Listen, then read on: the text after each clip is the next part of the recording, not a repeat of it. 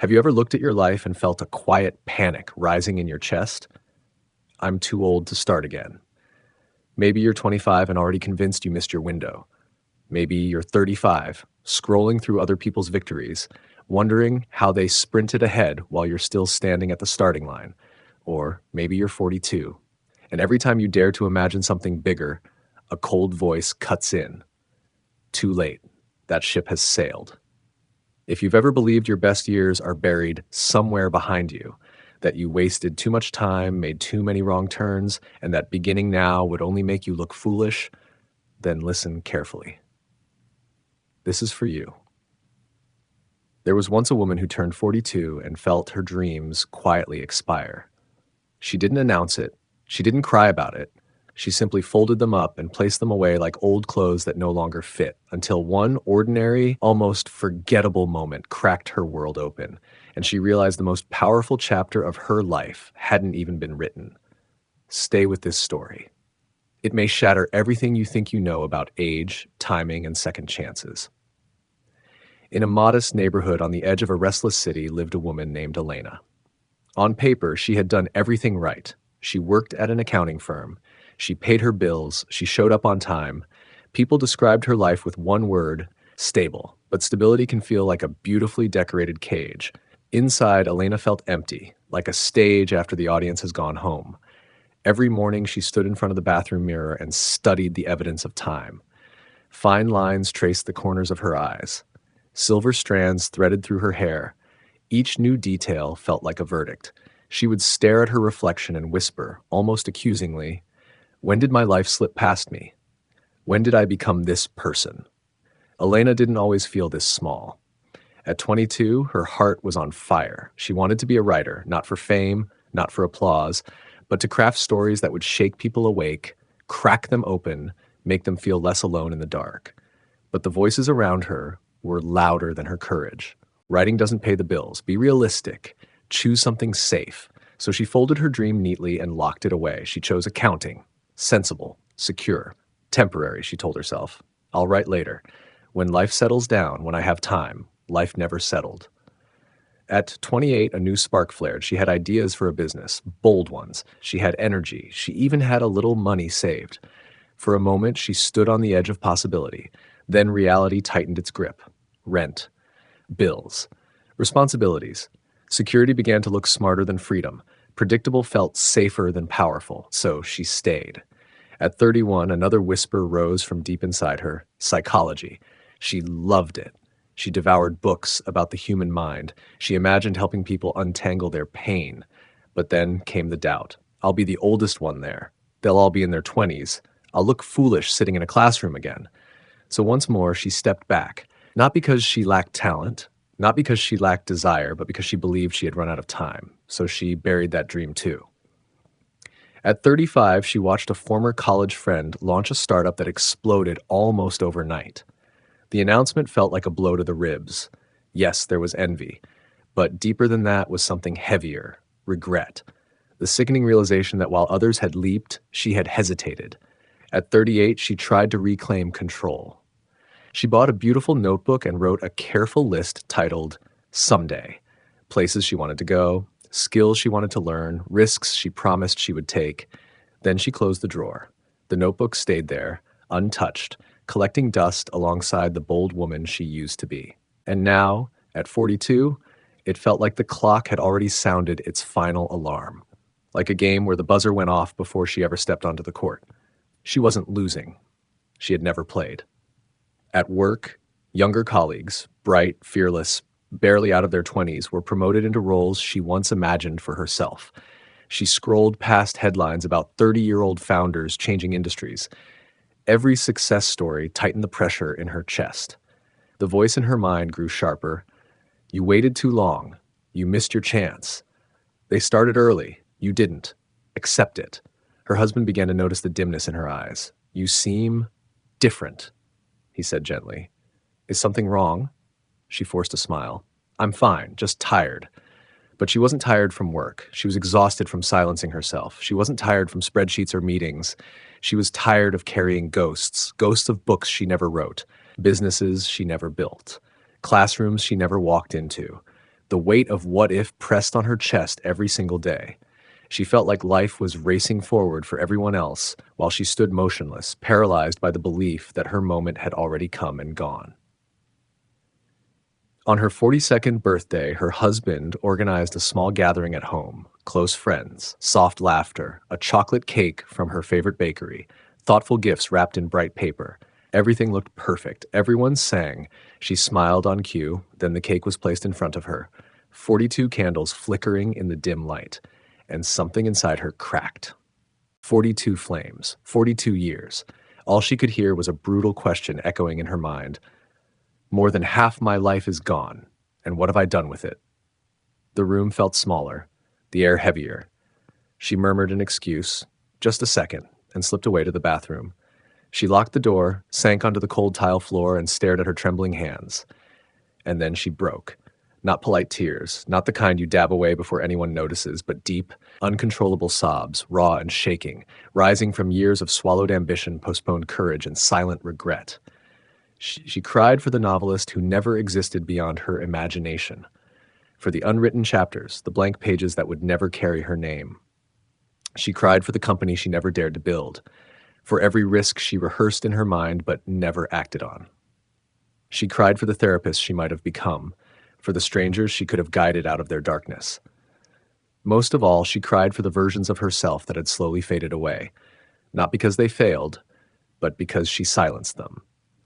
Year after year, she obeyed the same ruthless whisper, "You're too old. You're behind. You missed it." 20 minutes later, her best friend Maria found her sitting on the bathroom floor, mascara streaked down her cheeks, party music humming faintly through the walls. Maria didn't rush to fix her. She didn't offer cliches. She simply sat down beside her, in her elegant dress on the cold tile, and waited, the way real friends do when someone's world is collapsing. When Elena's sobs softened into fragile breaths, she choked out the words she'd been carrying for years. "I wasted my life, Maria. I'm 42. It's over. I waited too long. I missed every real chance." Maria studied her quietly. Then she said something that would split Elena's story in two, before and after. "My grandmother started painting at 78, Maria said softly. She had never touched a brush before that. Not once. Elena blinked through swollen eyes. Maria continued, and she told me it was the first time she ever felt truly alive. Not young, not successful, alive. Elena wiped her face, confusion cutting through the fog of despair. "But I'm not 78, Elena whispered. "I'm 42. Everyone serious in my field began in their 20s. I'm already miles behind. How am I supposed to catch up?" Maria gave her a steady look. "Catch up to who? Some of them who started early succeeded, sure. Some crashed and disappeared. Some are still lost, pretending they're not. The difference isn't age, Elena. It's courage. They began. Not because they had more time, not because they were younger. They just decided to move." Elena stared at her trembling hands. "What if I try and I'm terrible? What if I waste even more years?" Maria squeezed her fingers. "And what if you never try? That's the real loss. When you're 78, you won't regret failing at 42. You'll regret staying safe." The words followed Elena home. The next morning, still raw from the night before, she did something reckless in the smallest possible way. She went to the little cafe she used to love in her 20s. She brought a blank notebook, a clean page. No excuses. Just one paragraph, she told herself. Just prove you can start. She sat there for over an hour. Coffee grew cold. Conversations blurred around her. The page remained white and merciless. Her pen hovered, frozen, as doubt returned like an old enemy. "You see," the voice hissed, "you've lost it."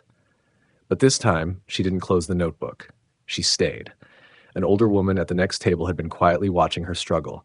She looked to be in her mid-60s, elegant posture, gentle eyes, fingers faintly stained with ink, as if they had spent a lifetime shaping words. "Forgive me," the woman said softly. "Is that writer's block?" Elena let out a dry laugh. "I wish. It's not writer's block. It's life block. I'm trying to begin something I should have started 20 years ago, but I think I missed my moment." The woman's expression didn't change. "May I sit with you?" Elena nodded, relieved for anything that might interrupt the war inside her head. The woman moved across the table and set down a small potted plant between them. It was fragile, just a thin stem with a few delicate leaves trembling under the cafe lights. Do you know what this is? She asked. A seedling, Elena replied. Just a baby plant. It's a Japanese maple, the woman said gently. Do you know how long it takes for one to become a full-grown tree? Elena shook her head. Decades, the woman said, sometimes 30, 40 years before it becomes magnificent. She leaned closer, and yet no one looks at a seedling and says, too late, Elena shook her head. 20 years, the woman said calmly, sometimes 30 before it becomes what it was meant to be. She held Elena's gaze. If I plant this today, I may not see it at its tallest. I might be in my 80s, maybe even my 90s if I'm fortunate. Some people would laugh and say, why start something you won't live long enough to fully enjoy? She leaned forward, her voice lowering, intensifying. They're right about one thing. The best time to plant it was 20 years ago. A pause. But the second best time is now. The words landed heavier than Elena expected. Even if I only witnessed 10 years of growth, the woman continued, I still get 10 years of watching it stretch toward the sky. I still get to water it, protect it, care for it. And long after I'm gone, it will stand. It will offer shade, beauty, life. Elena stared at the fragile leaves. Something inside her chest loosened. Your dreams are no different, the woman said gently. You're measuring yourself against trees that were planted earlier. But when they began, they only had one thing, today, the same thing you have. She reached into her bag and pulled out a worn journal, thick with filled pages. I'm a writer, she said. My first novel was published when I was 54. Elena blinked. Publishers told me I was too late, too old to debut, but readers didn't ask my age. They asked if the story mattered. She opened the journal, revealing years of ink, messy drafts, crossed-out paragraphs, stubborn persistence pressed into every page. I didn't start when it was ideal, she said softly. I started when I was ready to stop making excuses. I didn't begin seriously until I was 48. The woman said, 6 years of clumsy drafts, 6 years of rejection, 6 years of wanting to quit. I signed my first book deal at 54. She smiled, but there was steel behind it. People asked why I was chasing a dream at my age. Shouldn't I be planning retirement? Playing it safe? She shook her head. Here's what those 6 years taught me. There is no perfect age, no golden window where courage suddenly feels comfortable. There is only the age you are right now, and the choice to begin or not. She pointed gently toward Elena's chest. You are not too old at 42. You are the exact right age because 42 is where your life stands today. You could have 40 more years ahead of you. That's not too late. That's another lifetime. Then her expression sharpened. But before you move, you must drop 3 lies that are chaining you. She lifted one finger. Lie number 1. Everyone else started earlier, so I can never catch up. That's a myth. Some began young and failed. Some began late and thrived. A chef I know opened his first restaurant at 51. A therapist I admire earned her degree at 38. A teacher I respect walked into her first classroom at 45. Fulfillment doesn't check your birth certificate. A second finger rose. Lie number 2. I've already wasted too much time, so what's the point? She leaned closer. The only true waste is refusing to use the time you still have. You didn't waste time, the woman said softly. You lived. You struggled. You learned. You became someone layered and perceptive. You're not starting from zero. You're starting from 42 years of insight. That's not a weakness. That's leverage. She held Elena's gaze. Lie number 3. It's too late for any of this to matter. If you live to 80, and many people do, you have nearly 4 decades ahead. That's more runway than most dreamers have when they begin. So the real question isn't whether it's late. She paused. It's whether you'll begin. That afternoon, Elena walked out of the cafe with the tiny Japanese maple cradled in her hands. The woman had insisted she take it. At home, she planted it in a ceramic pot and set it on her bedroom windowsill, where morning light would touch it first. Then, she opened her laptop. A blank document stared back at her. She typed her first sentence in over 20 years. It was awful. She deleted it immediately. Her chest tightened, but she didn't close the file. She wrote another sentence, slightly less terrible. She kept that one. The next morning, she wrote again. For 3 months straight, she showed up before work. Some days she managed 100 words, some days 1,000. Some mornings she produced nothing but frustration. But she sat there anyway. No fireworks, no cinematic inspiration, just awkward sentences that tripped over themselves. She felt like a beginner, clumsy, uncertain, exposed, and for the first time in decades, she kept going. Her early stories were fragile, flat, uncertain, almost embarrassed to exist. She wanted to quit constantly. Some mornings, the old voice returned, "You're too old. This is pointless. Stop before you humiliate yourself." Whenever doubt swelled, she glanced at the Japanese maple on her windowsill. After 3 months, it had grown barely half an inch. Almost invisible progress, unless you looked closely. But it was growing. So she kept writing. 6 months in, she finished her first complete short story. It wasn't brilliant. It was messy and uneven, but it had a beginning, a middle, and an end. For the first time in decades, she had created something whole. Terrified, she submitted it to a small, online literary magazine. 2 weeks later, the rejection arrived, polite, brief, final. She cried, not because of the email, but because it confirmed her deepest fear. Maybe the voice was right. But when the tears dried, she did something different from her old pattern. She opened her laptop, and she began another story. 1 full year after her 42nd birthday, 1 year of showing up before sunrise, 1 year of writing through doubt, boredom, and fear, an email appeared that made her hands tremble. A respected literary journal had accepted her story. They didn't just accept it, they loved it. They wanted to publish it in their upcoming issue. At 43 years old, Elena became a published writer. When Elena read the acceptance email, she let out a scream that startled even her. Then she cried, but these tears were electric, not grief, not regret, victory. She called Maria immediately. "I did it," she gasped. "They're publishing my story. It's real." Maria laughed on the other end. "You were never too old, you just hadn't started." And that was the shift.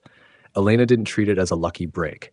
She treated it as proof, so she kept going, morning after morning, draft after draft. At 44, 3 more stories found homes in literary journals. At 45, a literary agent signed her, convinced she had something rare. At 46, she sold her first full-length novel to a publishing house. When they asked for her author bio, she stared at the blinking cursor for a long time before typing. Elena began writing seriously at 42, a reminder that dreams do not expire. They wait. By then, the Japanese maple in her bedroom had grown tall and strong, stretching toward the ceiling, living evidence that steady care transforms fragile beginnings. 2 years later, at 48, Elena stood at her book launch holding her first published novel. The weight of it in her hands felt unreal. During the reception, a nervous young woman approached her, clutching a copy to her chest. "Excuse me," the young woman said softly. "Your story moved me. I'm 32 and I want to write, but I feel like I've already missed my window.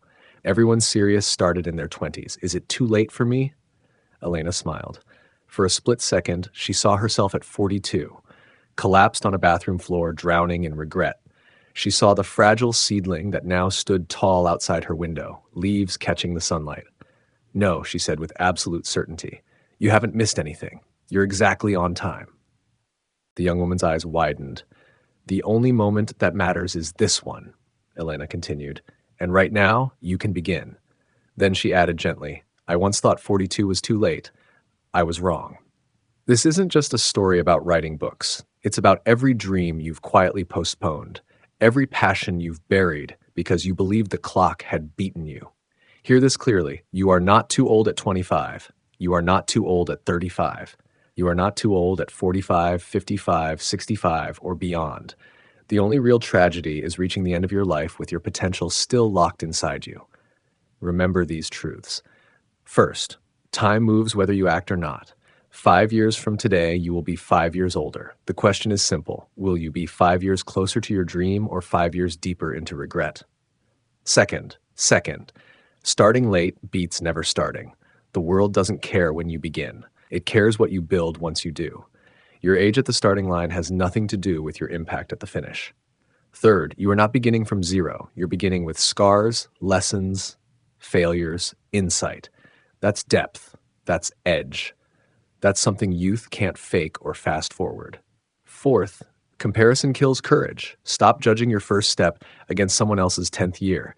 Their highlight reel is not your timeline. The only real question is this: are you braver than you were yesterday? Fifth, confidence is born from action.